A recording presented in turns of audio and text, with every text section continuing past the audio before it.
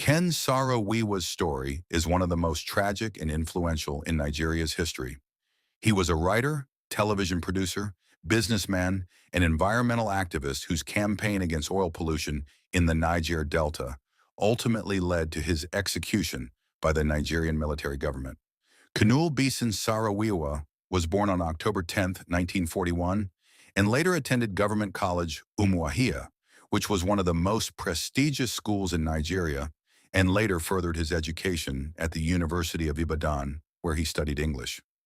After graduation, he worked as a teacher, civil servant, and later became an administrator during the Nigerian Civil War. He later gained interest in writing books and became one of Nigeria's known authors.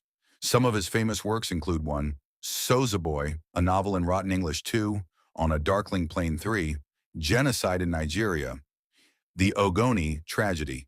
He also created the hugely popular Nigerian television comedy, Basi and Company, which attracted millions of viewers, and here is where things started to get tricky.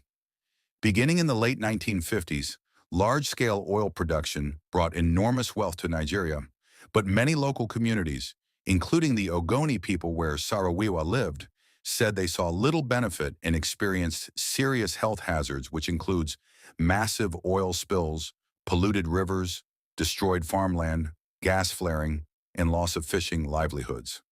Saro-Wiwa, then wanting to help his people, proceeded to co-found the Movement for the Survival of the Ogoni People, MOSOP, which started making demands from the governments like environmental cleanup, fairer sharing of oil revenues, greater political rights for the Ogoni people, and compensation for environmental damage.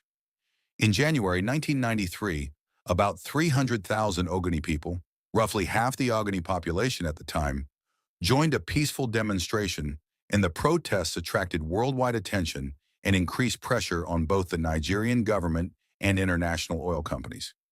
It became one of Africa's largest nonviolent environmental protests, but in 1994, 4 traditional Ogoni leaders were murdered during internal political tensions.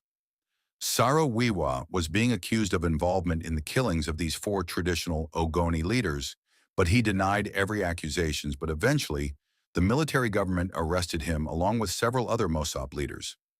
Saro-Wiwa and the 8 others became known as the Ogoni 9, and during their trial, human rights organizations, foreign governments, and legal experts criticized the proceedings, alleging that there was witness intimidation, lack of due process, and political interference. But despite international appeals for clemency, the tribunal convicted them.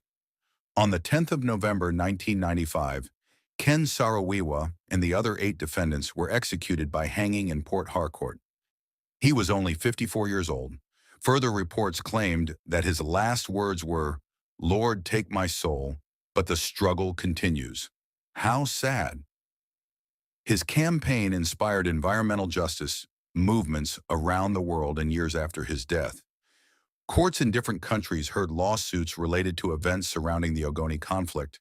International attention contributed to greater awareness of pollution in the Niger Delta, and cleanup efforts in parts of Ogoniland have been initiated, though many observers say significant work remains.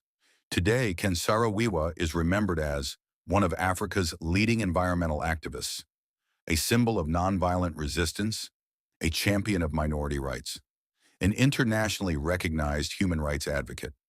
In my opinion, this is such a tragic ending for such a man of great purpose, but I guess what he died for was appreciated by his people. Do you think he died for nothing, or do you think he served his purpose? Kindly leave your opinions in the comment below. If you love my content, please like, share, and subscribe to my channel.